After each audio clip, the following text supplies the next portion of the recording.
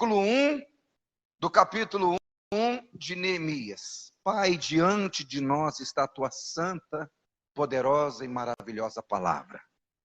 É ela que nos purifica, é ela que nos transforma, é ela que nos guia no propósito, é ela que também que nos faz alcançar todas as promessas.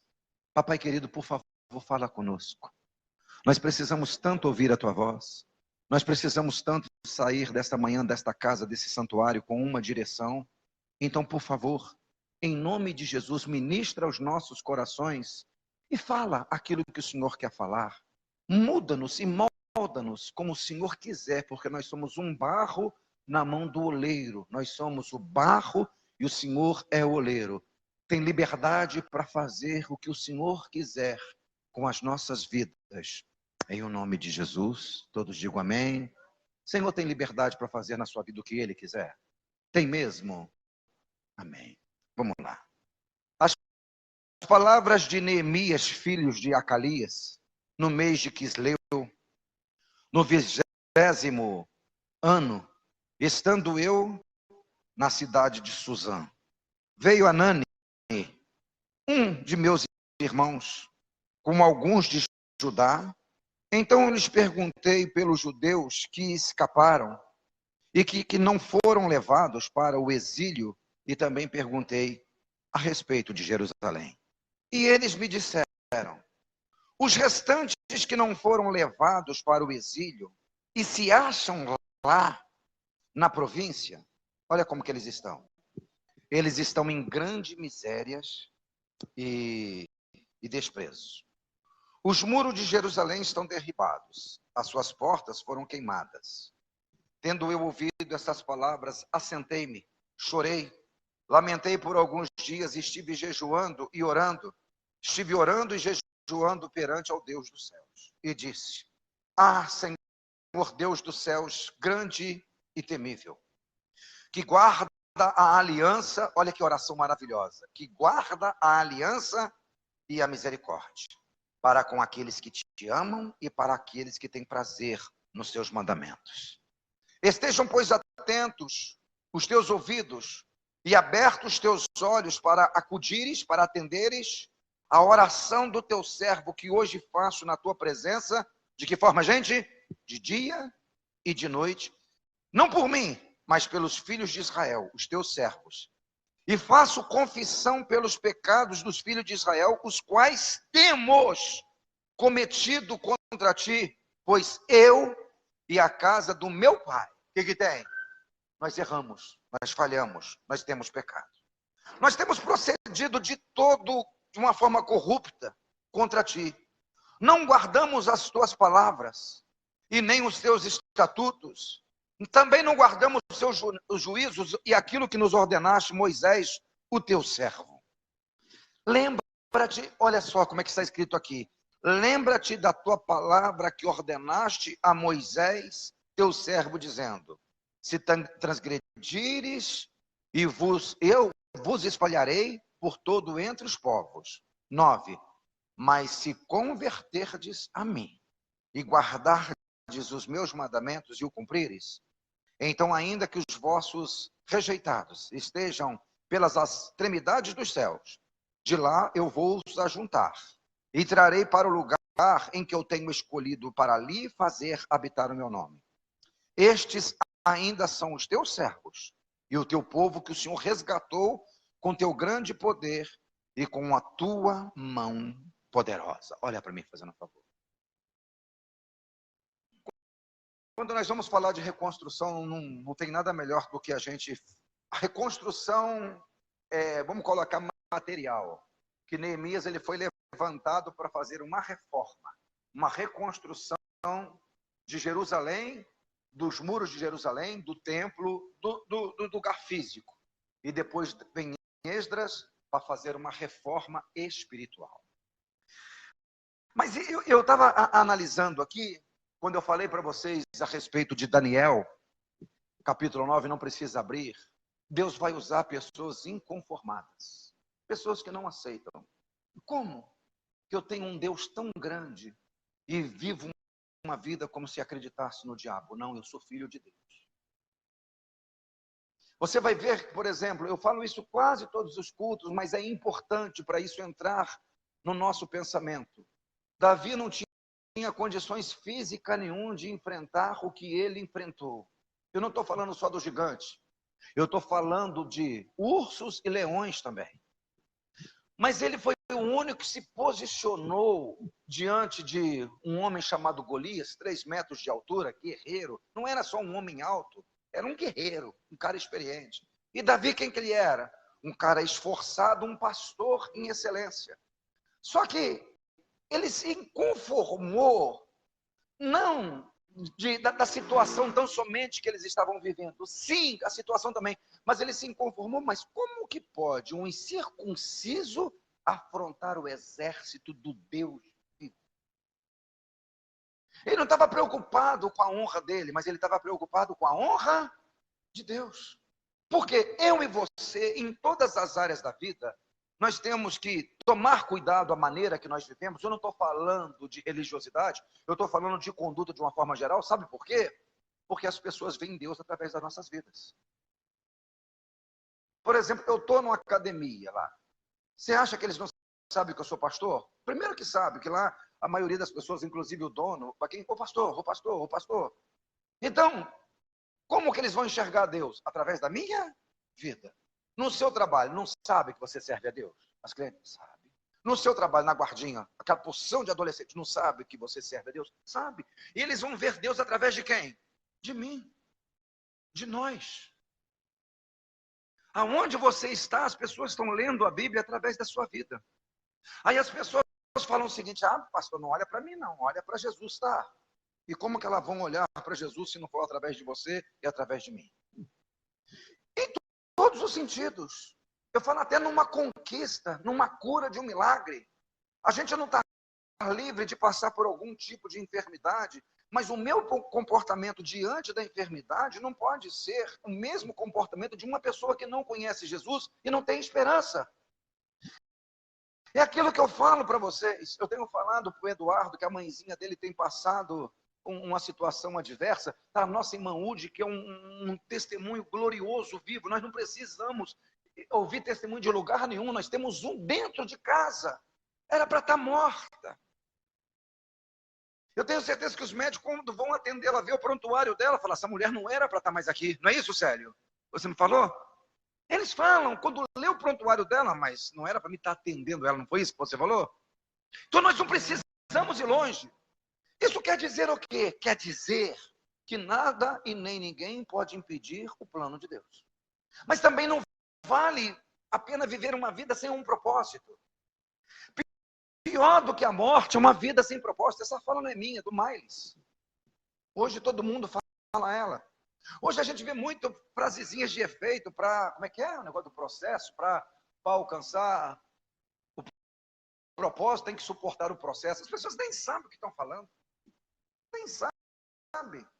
Não existe propósito fora de Deus, porque quem estabelece propósito na vida de cada ser humano, inclusive aquelas pessoas que não sabem disso, é Deus, porque Ele é o nosso Criador. Onde está escrito isso, pastor? Salmos 139, 16. Os teus olhos viram o meu embrião e no teu livro foram escritos todos os meus dias, escritos e pré-determinados antes mesmo de um só deles existirem. Então as pessoas falam de propósito sem conhecer a Deus, o autor do propósito.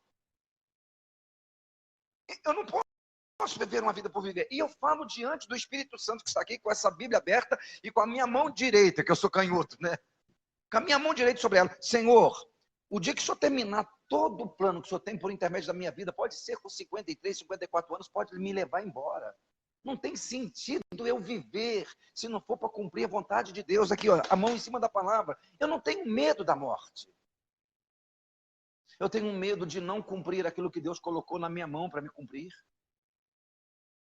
Eu não sei se eu vou viver 100 anos, um pouco mais, um pouco menos, eu não sei.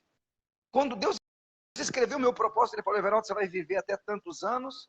Quando Ele escreveu o propósito do filho dele, Jesus, falou: com 33 anos, você vai ser pendurado no madeiro e você vai bradar, está consumado. E eu, pum, eu busco você. Aí eu olho a biografia de Paulo, que aquele cara passou, e nada foi capaz, uma serpente venenosa picou ele, todo mundo vai morrer, e não morre. Afunda o navio, fica 3 dias na voragem do mar, numa tempestade terrível. Não é que o navio afundou na calmaria, não, na tempestade, não morre. E quem estava junto não morreu também por causa dele. Mas quando chega lá, que ele está com seus 80 anos de idade, um pouco mais, um pouco menos, ele fala, eu completei a carreira, eu já posso ir embora. Então, se não for para cumprir um plano de Deus, não tem sentido. Agora, eu não posso me conformar com aquilo que a vida me apresenta, que está contra a vontade de Deus. Por quê? Porque o nome do Senhor está em mim. Então, por isso que eu tenho que vencer. Porque as pessoas vão ver a vitória de Deus na minha vida, e através da vitória de Deus na minha vida, elas vão se converter. Quantos médicos talvez estão em parafuso por causa do testemunho da irmã Udi? E talvez estão enxergando Deus de uma forma diferente por causa dela. Então as pessoas têm que enxergar Deus de uma forma diferente por nossa causa. Diga amém. Profetiza sobre a vida de alguém, fala, as pessoas vão ver Deus de uma forma diferente por causa da sua vida. Usa suas palavras. Amém. Deus, as pessoas vão ver Deus de uma forma diferente, pastora Agnés, através da sua vida. O que é? O que aconteceu essa semana? Só foi na Unimed buscar o remédio porque está gravando. Aquele médico. Um médico em 2016. Está vendo? Glória a Deus. Poderia ser outro, não poderia? Mas é igual a história de José, Jacó. Aqueles que levaram a notícia que o José estava morto foram os mesmos que levaram a notícia, ele está vivo e ele manda no mundo. Ele está vivo e nós todos somos escravos dele. Isso é que é Deus. Ele vai ver Deus de uma forma diferente, porque ele liberou uma palavra de morte. O Senhor não aceitou, pegou, ele teve que agora liberar. O mesmo. Só que agora, se eu tomo a palavra de morte e assumo ela, sabe o que acontece? A morte. Antes um pouquinho desse episódio de Neemias veio Daniel. Eu só vou citar para vocês, capítulo 9. No versículo 1 diz que no primeiro ano de Dário, rei da Pérsia, eu, Daniel. O versículo diz, ele diz, eu entendi pelos livros que escreveu o profeta Jeremias, que o tempo de cativeiro que deveria durar para os filhos de Israel, aqui na Babilônia, era 70 anos. E a hora que ele entendeu que ele não precisava mais passar por aquela situação, que tinha uma palavra liberada, de liberdade, de reconstituição e de reconstrução, o que ele fez? Ele foi orar. Repete comigo o seguinte, fala assim, antes de qualquer atitude, antes de qualquer decisão, eu tenho que orar. Porque Deus vai falar com você. Vai falar o quê? O que você deve fazer. E vai falar também o que você não deve fazer. Mas eu tenho que fazer ou eu tenho que não fazer alguma coisa. Eu não posso ficar na inércia, parado. Então ele libera essa palavra, já gera um inconformismo? Não. Se é para nós ficarmos aqui, nós vamos ficar. Mas se existe uma palavra liberada de liberdade, eu não abro mão dela. Eu vou orar. Aí ele começa a orar. Estou com a vontade de abrir lá danada, gente. Vocês me conhecem, né? Mas marca aqui, Neemias.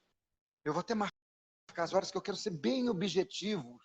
E vocês sabem que Deus me deu o dom de falar?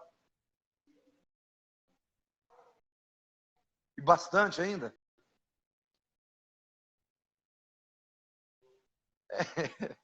Verso 1 de Daniel 9. No primeiro ano de Dário, filho de Assuero, da linhagem dos Medos, o qual foi constituído rei sobre os reinos dos caldeus. Acharam, gente? Não, né? Estou vendo vocês folheando a Bíblia.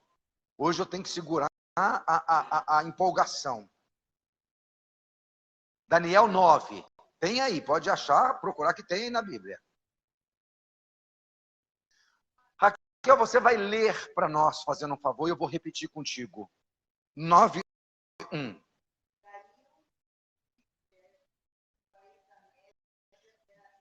Dario, filho de Xerxes, do país da Média, era rei de Babilônia. no primeiro ano do seu reinado. O que ele estava fazendo? Estudando os livros sagrados. E 70 anos que Jerusalém ficaria o quê? Arrasada. Tá, não deixa de ser atrasada.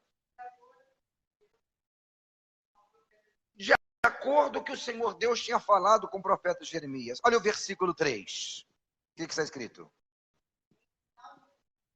Em sinal de tristeza, eu vesti uma roupa de pano de saco, sentei-me sobre cinzas, deixei de comer jejum e orei com fervor ao Senhor Deus, fazendo pedido e súplicas. Versículo 4. Orei ao Senhor meu Deus, confessei e disse: Ah, Senhor Deus grande e temível, que guarda a aliança e a misericórdia. É igual a oração de Neemias, gente? Eu vou ler para vocês depois Neemias. Ah, Senhor grande e temível, que guarda a aliança e a misericórdia. Os caras sabiam orar. Olha o versículo a seguir. Para com aqueles que te amam e que guardam os teus mandamentos. Olha o versículo 5, Natália, por favor. Nós temos errado, cometido pecados, maldades. E nós fizemos coisas más. Pecamos contra ti. Olha, adianta aí, porque olha o que ele disse aqui. O versículo 18. Leia, fazendo um favor, Natália. Ouve, ó Deus, e atende a minha oração. Abra os olhos. Vê a nossa desgraça e olha para a tua cidade. Fazemos os nossos pedidos por causa da tua grande compaixão e não porque somos bons ou honestos. Então por que eu espero em Deus? Porque eu sou bom? Não, por causa da misericórdia dele. Olha o versículo 19. Ó Senhor, ouve, ó Senhor, perdoa, ó Senhor, atende-nos e age. E não demores, por amor de ti mesmo, Deus meu, porque a tua cidade e o teu povo são chamados pelo teu nome. Você quer ver a oração de Neemias? Volta lá em Neemias, capítulo 1. Eu vou ler aqui. Versículo 4. Vocês acharam? 1:4. Tendo eu ouvido essas palavras, assentei-me, chorei, lamentei por alguns dias, estive jejuando, orando ao Deus dos céus. Igualzinho, Daniel. A mesma coisa. Versículo a seguir. E disse: Ah, Senhor Deus dos céus, grande e temível, que faz o quê? Que guarda a aliança e a misericórdia. Aí você vai ver mais para frente. Nós pecamos. E nós estamos aqui não apoiados naquilo que nós somos. Nós só estamos clamando apoiados naquilo que o Senhor é. O Senhor é bom e a tua misericórdia dura para sempre. Fala assim: Deus vela pela palavra dele. Fala assim: Deus guarda a aliança e a misericórdia para aqueles que querem mudanças. Porque quando ele fala, nós temos errado, significa agora o quê? Nós queremos acertar. Quantos querem acertar? Digam amém. O que eu acho assim glorioso, em alguns detalhes aqui, eu quero ser bem pontual em algumas coisas. Versículo 8, leia, Natália, o começo. O versículo 8, fazendo um favor. Só o 8. Lembra agora o que disseste a ele. Se vocês, povo de Israel, forem fiéis a mim, eu vou ler aqui nessa versão que está assim, ó, lembra da tua palavra. Na Bíblia do Senhor deve estar assim também, né, Agnese? Versículo 8, pastor. Lembra da tua palavra. Olha só, ele está falando aqui, ó. Lembra da tua palavra. A tua palavra diz: se nós formos infiéis, nós vamos ser espalhados. Mas olha só, Versículo 9. Mas, se nós nos convertermos, se nós voltarmos para o Senhor disse que ia perdoar. Então, a tua palavra de eu pagar um preço, ela já se cumpriu. Agora, a tua palavra do milagre, ela também tem que se cumprir nas nossas vidas, porque é a tua palavra. E não é porque eu sou bom, é porque o Senhor é bom e a tua misericórdia dura para sempre. Então, quando você orar, antes de qualquer decisão que você vier tomar, lembre essa palavra. Eu errei. Eu fiz o que não devia ter feito. Mas lembra que a tua palavra diz que se eu reconhecesse, de maneira nenhuma o Senhor me lançaria fora. Porque todo aquele que vem a mim, de maneira nenhuma eu lançarei, foi o Senhor quem disse. E eu não quero que o Senhor olhe para ver se eu fiquei bom. Não, eu reconheço que ainda eu sou mau. Mas eu estou apoiado aqui no teu amor, na tua misericórdia e acreditando que o Senhor vai me transformar. Amém. Eu vou fazer o que eu deixei de fazer. Eu vou deixar de fazer o que eu fiz. Eu vou mudar. Eu vou permitir. E como que começa? Através da oração. Mas você vai ver que ambos, o Daniel diz, eu estive sem comer, peguei uma roupa grosseira, um pano de saco, que na época dele significava humilhação, sentei-me sobre a cinza, orei e confessei o meu pecado. O Neemias, versículo 4, lamentei por alguns dias, estive jejuando e orando. A favor dele que ele estava? Não. Como que era a vida de ambos? Não era do jeito que eles queriam, porque eles queriam estar na sua terra, mas eles não estavam sofrendo chibatada nas costas. Tanto Daniel era o principal governador presidente lá dentro de Babilônia, como Neemias era copeiro do rei, era o garçom do rei. Tudo que o rei ia comer e beber passava por ele antes. Então ele queria estar ali, talvez não. Ele queria estar em Israel, mas estando ali, tinha gente ali muito pior do que ele, amassando barro, sofrendo, escravo. Ele não.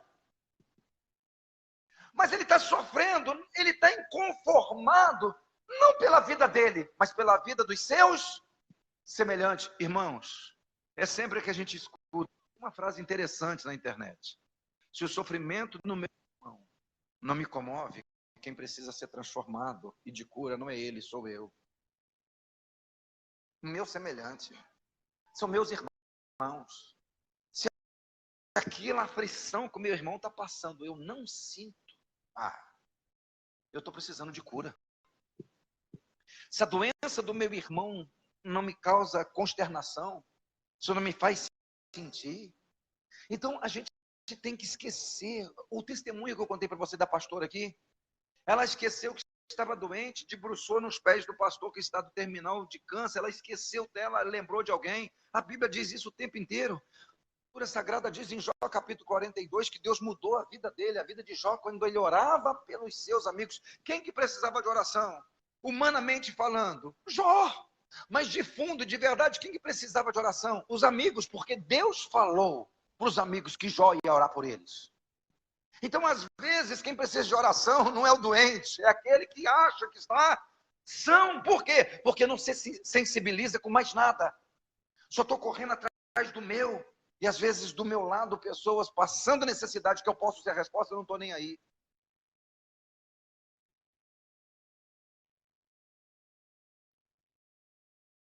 Marido, sinta mais um pouquinho o que a sua esposa está sentindo. Se coloca no lugar dela. Esposa, coloca-se um pouquinho no lugar do marido. Você acha que é fácil? Vamos sentir mais a dor um dos outros. Vamos deixar de viver aquela vida religiosa, só de frequentar uma igreja. Jesus, ele encontrava com uma pessoa necessitada, diz assim, e movido por íntima compaixão. O que é isso? Sofrer, o sofrimento da pessoa. Isso tem que voltar. Aí você vai ver o que Deus vai fazer nas nossas vidas. Neemias nunca pediu para ser governador. Ele de copeiro foi para governador. Por quê? Porque o coração dele estava no povo. Ele nunca foi querer ser governador. Então, eu entendo o seguinte: quando eu quero muito ser alguma coisa, é porque eu não estou pronto para ser nada. Agora, quando eu estou pronto para servir, é o ponto ideal que Deus tem em nós para nos honrar, porque aquela honra não vai subir ao nosso coração. Então, uma pessoa que deseja muito um cargo, a pessoa que deseja muito reconhecimento, a pessoa que deseja muito status, essa pessoa não está pronta. A Bíblia diz que aqueles que querem ser ricos caem em tentação e laço. Então, uma pessoa que quer ser rica, ela não está pronta para ser rica. Por quê? Porque ela quer ostentar. O que ela quer mostrar? Quer mostrar na internet que Deus mudou a vida dela. Você não tem que mostrar na internet, você tem que mostrar para o seu semelhante que Deus mudou a sua vida para poder mudar a vida deles. Você não tem que ostentar o carro novo que você comprou na internet. Para quê? Você não tem que mostrar aquilo que Deus te deu na internet. Mostra para aqueles que necessitam. Mostra para aqueles que precisam. O mundo está todo de cabeça para baixo. A pessoa que não conhece Jesus, tudo bem, mas nós não. Eu falo sempre isso para vocês, tem um tempinho que eu não falo. O que nos condena não é aquilo que muitas vezes nós fizemos, mas aquilo que nós deixamos de fazer. Eu tive fome, vocês não me deram de comer, diz o Senhor. Eu tive nu, vocês não me vestiram. Preso, vocês não foram me ver. Doente, não foram me visitar. Apartai-vos de mim para o fogo eterno, porque vocês poderiam ter feito alguma coisa e não fez. Preferiu ficar mostrando. Para quê? Para quê? Deixa Deus te mostrar. Deixa Deus te honrar. Eu não sei se era pior ser cativo, ser levado cativo, porque Nabucodonosor levou. Não foi de uma vez só. 2, 3. Leva uns, leva os outros. E quem que ele deixa lá no terreno, na terra de Israel? Depois que queimou a cidade, depois que arrebentou com tudo. Deixou os pobres, os velhos e os doentes. Anani chega lá, Neemias, a preocupação dele, ele está dentro do palácio, mas ele está preocupado com os doentes.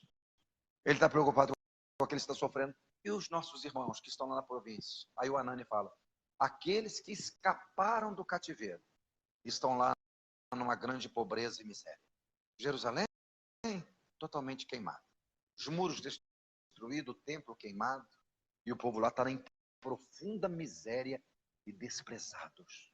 A hora que ele ouviu isso, a primeira coisa que você vai ler aqui, eu chorei.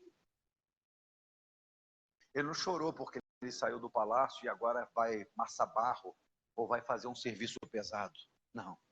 Ele não chorou porque ele perdeu o emprego dele e agora ele vai ser uma pessoa comum e não vai beber do vinho do rei, não vai comer da comida do rei. Ele não chorou por causa disso. Ele chorou porque tinha irmãos dele em profunda pobreza e desprezo, sofrendo. Eu chorei. Eu estive jejuando, não por ele, pelos meus irmãos. E eu clamei ao Deus do céu, eu falei para o Deus do céu o seguinte, que nós erramos sim, que nós falhamos sim. Eu falei para o Deus do céu que ele mantém a palavra dele, porque ele é terrível. Ele cumpre a palavra. Ele falou, se nós fôssemos infiéis, nós seríamos espalhados. Mas essa mesma palavra falou, se nós nos arrependêssemos e voltássemos, ele iria nos ajuntar e nos abençoar de novo. Não existe caso perdido para Deus. Ele disse aqui, você sabe quanto tempo ele ficou orando? Versículo 1 diz que no mês do Quisleu. Na Bíblia de vocês aí, da Raquel, da Natália, deve estar falando do mês aí, é entre novembro e dezembro, que é o mês de Quisleu. No capítulo 2, no mês de Nisan, no ano 20º do rei, 2, verso 1, Nisan é entre março e abril. 2, 1. Não é Quisleu, que está na Bíblia de vocês? E no capítulo 2, versículo 1, não é Nisan? E 4 meses depois. Sabe quanto tempo ele ficou orando, jejuando? 4 meses. E o que que está? Ele está orando, ele está pedindo, primeiro ele está inconformado. Repete comigo, fala assim, eu não vou me conformar com essa situação que eu estou atravessando. Fala assim, eu não estou conformado. Não, você não pode se conformar, porque senão não tem mudança. Aí a gente pode lembrar de outros personagens. Gideão sai de dentro da caverna, não aceito ficar escondido aqui, está malhando. O anjo do Senhor chega para ele, o Senhor é contigo como valoroso. Se o Senhor é comigo, por que a minha vida está assim? Então a pessoa conformada, ela não chega a lugar nenhum. Para nós está bom. Não está bom, irmãos. Não está bom. A gente pode fazer mais. Deus pode fazer mais por nós. Nós podemos conquistar mais. Nós podemos ir mais longe. Não está bom. Não está bom uma pessoa enferma, a gente se conformar com a doença. Não está bom. Eu vou colocar a mão sobre ele e Deus vai curar. E se não curar, o problema já não é meu. Mas eu não aceito. Ele falou, colocarão as mãos sobre os enfermos, ficarão curados. Então eu não vou deixar uma pessoa doente na minha frente e eu não vou colocar minha mão. Senhor, em nome de Jesus, foi o Senhor que falou que eu ia curar. Então seja curado. E se não curar, o problema não é meu. Mas eu fiz o que ele falou. Ele falou que as janelas dos céus estariam abertas. Então eu quero. Vocês estão entendendo, sim ou não? Mas eu vou fazer a minha parte. Eu vou pedir direção para ele. Está tudo errado. Mas o que o senhor quer? Porque se o senhor não me orientar, eu estou morto. Aí vai ficar difícil. O senhor precisa me orientar. O senhor precisa falar comigo. Vocês estão entendendo assim ou não? O senhor precisa falar comigo. Esse cara tem 4 meses que está orando. Eu vou pegar aqui na Bíblia King James aqui. O versículo 10. Leia, Raquel, fazendo um favor. 1:10.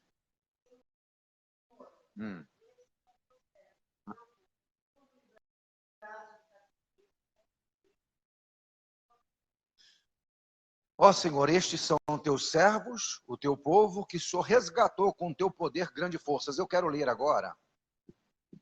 Versículo 11. Vou ler aqui na King James. Yahvé, Senhor, eu te rogo, deixa teu ouvido alcançar o clamor deste teu humilde servo, atende a oração dos teus servos, cujo prazer em estar amar com respeito o teu nome. Olha o pedido. Faz com que o teu servo ache graça diante dos olhos deste homem a quem eu vou levar o meu pleito. Aí ele diz, nesta época, eu era copeiro, degustador de confiança do rei, ou seja, eu era o garçom principal. Era o principal garçom, o degustador. O que Deus coloca no coração dele? Nesses 4 meses de oração, você tem que ir lá conversar com aquele que eu posso usar para resolver o seu problema. Quem que era? O rei. Qual que é o meu problema, o seu problema? A gente conta as coisas para quem ninguém pode fazer nada. A gente só espalha o problema. Você sai contando para todo mundo. Ele orou. Deus coloca no coração dele. Fala o seu pleito. Coloca a sua situação diante de quem pode resolver o seu problema. Aí você lá na empresa faz o seguinte: quanto você recebeu esse mês? Você está contente com o seu salário? Aí eu vou lá, eu vou fazer alguma coisa. Aí você sai contando para todo mundo que está descontente no salário. Aí o patrão descobre que você está fermentando lá no meio da peãozada. Sabe o que ele vai fazer? Pum, passar o cerol. Aí você chega na igreja e uma hora que o diabo está furioso. Não, o diabo não tem nada furioso ou calmo. É a boca grande. Chega para o seu patrão.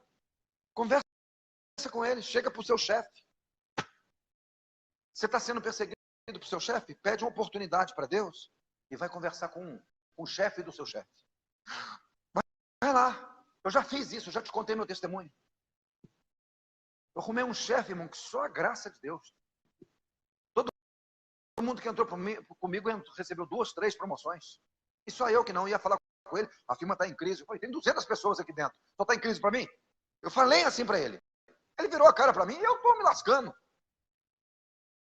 Se eu não confiar em Deus, e se fechar aquela porta, tem outra para se abrir. Eu falei, ok, eu vou lá conversar com o chefe. Irmãos, eu estava naquela, falei, e se eu passar por cima do meu encarregado? Vai ficar ruim, não vai. Isso foi em 94, 95, foi justamente essa palavra. Que eu ache graça diante desse homem. A hora que eu li isso, eu vou. Deus mudou minha vida dentro da empresa. Eu fui para subencarregado na frente de todo mundo. Com 11 meses de empresa, passei na frente de pessoas que tinham 5, 6 anos, da mesma equipe. Por quê? Porque a boa mão do Senhor era comigo. Pergunta para a pessoa que está do teu lado, você está conformado? Você está conformado? Tá bom? Tá bom assim? Tá, né? Já pensou? Tem quantos anos que o médico te deu 2 anos de vida, pastor? Tem quantos anos? 7 anos atrás, um médico deu... Já pensou se o senhor tivesse conformado? Tá bom, chegasse em casa, Raquel, vamos ali no Araújo.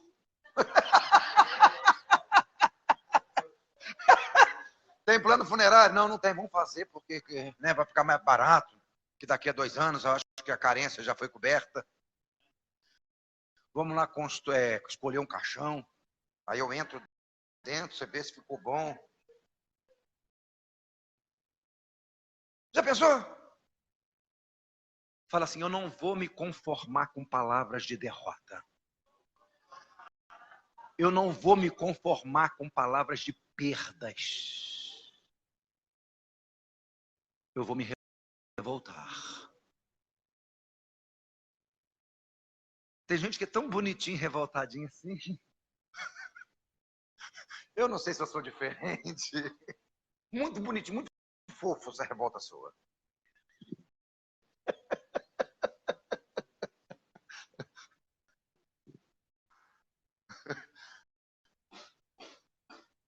Às vezes está sorrindo, mas está revoltado, né, irmãos? Tem isso também, né? Não vou aceitar. Não vou. A oração que ele faz, que eu ache graça diante do meu patrão, e eu vou lá conversar com ele, o senhor colocou no meu coração, eu vou lá. Aí ele chega lá, eu votei, eu falei que ia ser rápido, mas não tem jeito, né? Não, aqui eu ainda concorda. Aqui é sinceridade acima de tudo. Versículo 1 do capítulo 2. Eu vou ler aqui nessa outra tradução.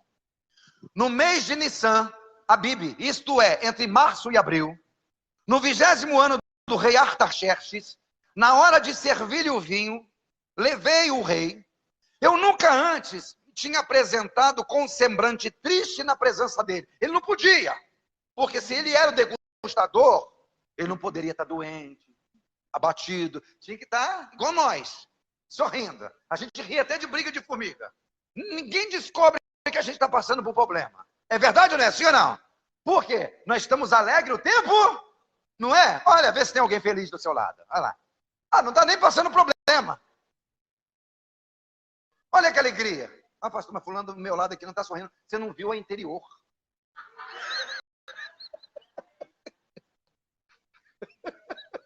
Por dentro está saltando de alegria.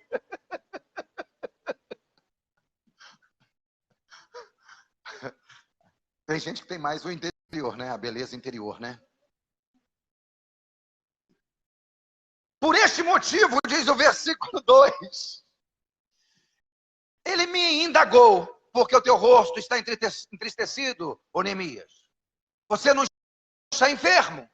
Isso só pode ser tristeza da alma. Então, neste momento, eu tive muito. Ele não poderia estar nessa forma ali. Mas ele, na ousadia, eu justifiquei ao rei e disse que o rei viva para sempre. Agora, como o meu rosto não estaria triste, se a cidade em que estão os sepulcros dos meus pais está completamente destruída e as suas portas consumidas pelo fogo? Então o rei me perguntou: o que você está desejando me pedir? Você quer alguma coisa? Olha como continua o versículo. Neste instante, fiz uma rápida oração ao Deus. Está escrito isso na sua Bíblia? Na hora lá conversando, o Agnés é o rei Artaxerxes, o Assuero. Então, olha para mim, rei. Eu te coloquei na parte melhor ainda aí. E está aqui na Bíblia, aqui, no versículo assim, que a rainha estava sentada do seu lado. A rainha não está nem prestando atenção. Não tem aqui na Bíblia. Não tem. Não tem princesa de criação aqui, não. Você vai ler isso aqui. O que você quer? E se ele não falasse nada, se ele não pedisse, ele ia receber alguma coisa? Então, quando você for chegar diante da situação, você tem que estar com tudo elaborado. O que você quer e para que você quer? Quem quer aqui e precisa assim, de um salário bem melhor, diga amém. Agora pergunta para essa pessoa que está do lado, para que você precisa mais? Você já tem um carro, você já tem uma bela casa, para que você quer mais? Se você não tiver essa resposta, não tem sentido. Ah, pastor, quero que Deus me abençoe com um carro. Eu quero trazer uns irmãos para a igreja. Eu vou orar para ele te dar um ônibus, se for isso então. Mentira! Seja honesto! Porque carro hoje é uma necessidade. É lógico que você vai dar carona para o irmão. Mas você não está querendo carro para isso. É mentira. Senão nós vamos orar e vai te dar um ônibus, que você vai trazer mais gente. Uma van. Não é a loja, não. É o carro. O que você quer? O que você precisa? Ele sabia tudo, porque antes ele já tinha falado com jejum, oração, 4 meses. É a hora que o rei aqui, ó, tá aqui, eu e a Agnese aqui. Pergunta para mim o que eu quero. Ai. Nossa, até tremi, agora fiquei até com vergonha. Nós temos que comprar o outro microfone que vem de 2, que só tem. Nossa, eu fiquei até constrangido agora. Eu vou pedir mais do que eu estava pensando aqui. Amém. Foi exatamente assim. Mas ele não abriu o bocão, não. A Bíblia diz que ele, olhando para o rei aqui, ele fez uma rápida oração ao Deus dos céus. Em outras palavras, ele não fazia nada sem antes falar. Repete isso comigo, fala assim, eu não vou fazer nada. Eu não vou fazer nada do coração. Está muito ruim, gente. Está ruim mesmo. Eu não vou fazer nada sem antes perguntar ao meu Senhor se é a vontade dele.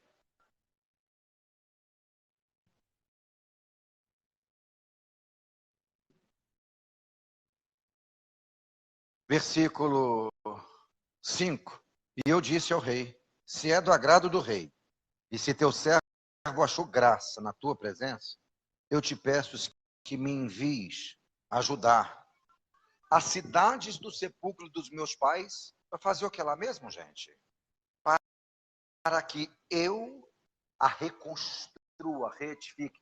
Deixa eu fazer uma pergunta para vocês, não qual era a profissão dele? Garçom. Ele era engenheiro? Ele era mestre de obra? Construtor? E a hora que o rei perguntou para ele o que ele queria, o que ele falou? Eu vou lá reconstruir. Ousadia. Deus vai prover o pedreiro. Então, ou seja, a pessoa vai abrir uma empresa de construtora, uma construtora sem ser pedreiro.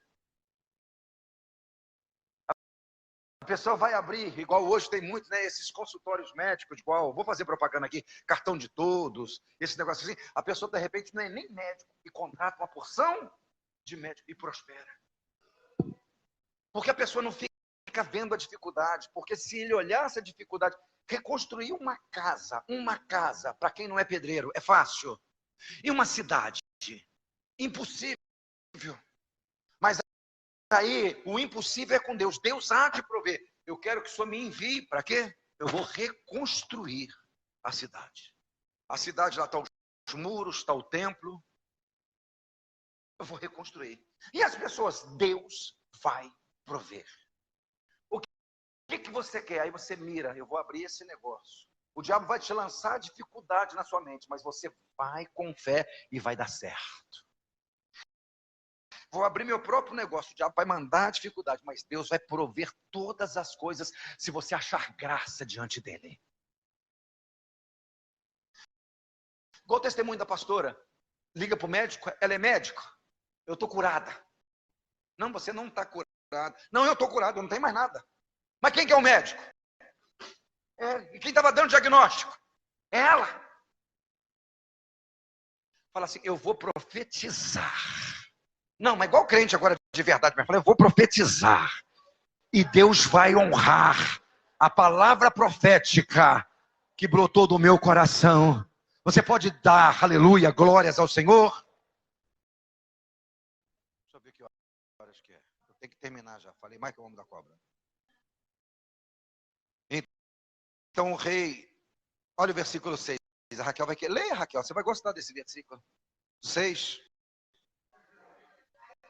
Então o rei,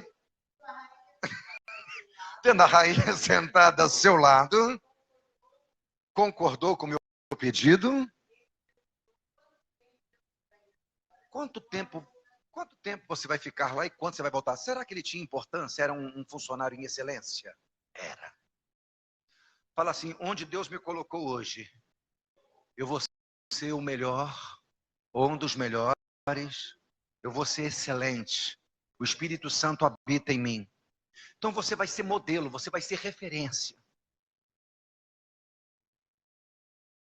Você não vai ser mandado embora, pelo contrário, você vai pedir conta porque alguém te contratou com um salário 2 vezes maior. Ou o patrão vai cobrir a oferta e você vai continuar lá. Porque você é excelente.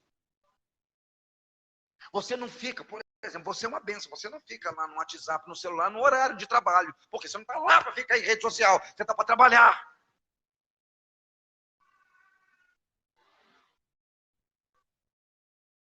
Aí manda embora, pastor, eu fiz tudo certinho. É mesmo? É. O que eu fiz? Nada. Eu não errei. Fez nada. O dia inteiro no celular. Você vai ser excelente. Igual ele era. Quanto tempo você vai ficar? Eu vou só ler aqui, vocês já vão entender. Porque o tempo passa. Versículo 7. E se ainda, ele ainda disse ao rei, se ao rei parece bem, eu quero que o senhor também me dê cartas aos governadores da além do Eufrates, para que eles me permitam passar, entrar em Judá. Como também o senhor me dê carta para o Asaf. Como Asaf? O Asaf, lá, rei, o guarda das matas. Para que você quer carta para eles? Para que ele me dê madeira para as vigas das portas da cidade, para as vigas da porta do templo, para os muros da cidade e para a casa em que eu devo reconstruir para me alojar. Olha o que está escrito. Isso aqui é tremendo. E o rei me deu. Por que o rei me deu? Porque a boa mão do Senhor. A hora que o rei perguntou, o que você quer? Eu quero reconstruir. Ah, eu vou precisar de cartas, porque para mim atravessar da província, da além do Eufrates, para Judá, se não tiver uma carta, o senhor autorizando, eu vou ter que voltar. Então a logística, o cronograma, estava tudo certinho. Tá bom, vou te dar carta. Não, mas eu preciso também que o senhor me dê a carta para Asaf. Que Asaf? Olá, o chefe que guarda as matas. Por quê? Eu vou precisar de madeira. Na reconstrução do templo, da cidade, dos muros, os portais, para a porta, eu vou precisar de madeira. Então eu preciso que o senhor me dê cartas, que eu vou apresentar a ele, e no teu nome ele vai ter que me dar tudo. Ele sabia o que estava pedindo? Não. Assim somos nós. Então você tem que saber, porque se você vai pedir algo que vai te afastar da presença de Deus, você acha que Deus quer te dar isso? Não. Deus não quer te dar algo que vai te afastar da presença dele. Não vai. Eu ia falar mais um pouquinho, mas talvez a gente fale domingo que vem, se o Espírito Santo permitir. Mas preste atenção. E ele falou, tudo que eu pedia, o rei me concedia. Por quê? Por causa da mão de Deus. Para quem que ele deu a honra? Para quem que ele deu a glória? Em outras palavras, eu consegui por causa da mão de Deus sobre a minha vida. Repete isso comigo, fala assim, eu vou conseguir. Visualiza a sua bênção sobre a live. De olhos abertos, mesmo fechado, eu não sei como é que você consegue visualizar, eu de olho aberto. Visualiza aí. E lá na tua alma, lá no íntimo do teu coração, eu vou conseguir. Porque a boa mão de Deus é sobre mim. Você que está em casa, diga isso. Eu vou conseguir. Eu posso todas as coisas em Jesus que me fortalece. Eu vou conseguir. Eu vou conseguir. Eu não sou engenheiro, não sou construtor, não sou mestre de obra, não sou pedreiro, não sou servente, não tenho noção nenhuma de construção, sou garçom, só que eu vou conseguir. Visualiza lá seu milagre, a sua bênção. Visualiza, visualiza. Traga, enxergue. Deus que vivifica os mortos, que chama à existência as coisas que não existem como se já existissem. Eu e você somos filhos de Deus, então visualize, veja o que Deus vai fazer por intermédio da sua vida, vai fazer na sua vida, veja. E confesse, permita som sair dos seus lábios agora, para que Satanás ouça. Eu vou conseguir, porque a boa mão do Senhor é sobre a minha vida. Eu vou conseguir, porque a boa mão do Senhor é sobre a minha vida. Eu vou conseguir. Eu vou conseguir. Eu vou conseguir. A boa mão do Senhor é sobre a minha vida. Pode estar tudo destruído, igual estava, mas eu vou conseguir, eu vou reerguer, eu vou reconstruir. Não é o que está fácil, não é o que está impossível, o que está difícil. Confesse isso, profetiza em nome de Jesus. Eu vou reconstruir, eu vou arregaçar a manga, eu vou. E a boa mão do Senhor, Deus Todo-Poderoso comigo, vai me dar forças, vai me dar habilidade, vai colocar pessoas do meu lado que vão me ajudar. Aleluia. Comece a orar. Comece a clamar, comece a confessar. Se você puder, agora fecha teus olhos.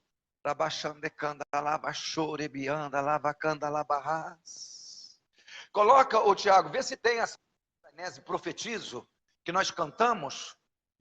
E nós vamos profetizar. Eu vou reconstruir o que estava destruído. A falha foi minha, o erro foi meu, ninguém é culpado, o culpado sou eu, só que eu estou diante da presença do Deus Todo-Poderoso, pedindo perdão pelos erros que eu cometi, e fiado, apoiado, alicerçado no seu amor, na sua graça, na sua misericórdia, eu vou conseguir, eu vou reconstruir, vai dar certo, não importa se esteja tudo queimado, derrubado, destruído. Senhor, honra quem está orando,